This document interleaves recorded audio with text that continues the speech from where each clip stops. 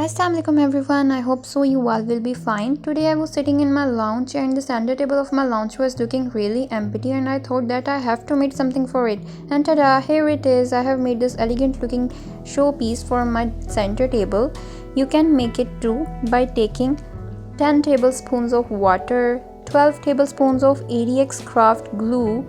I am using ADX craft glue here. You can use any craft glue. Take some bowl or glass, pour both of these liquids in it and mix them well like this. Then after mixing both of these liquids, you have to take some thread and make sure your thread will gonna dip in that bowl or glass, whatever you are taking.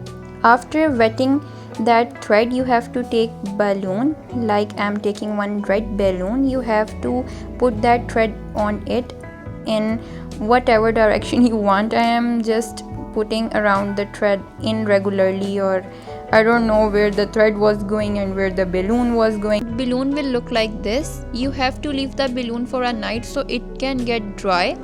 When it dries, you have to squeeze the balloon gently, like I am squeezing it.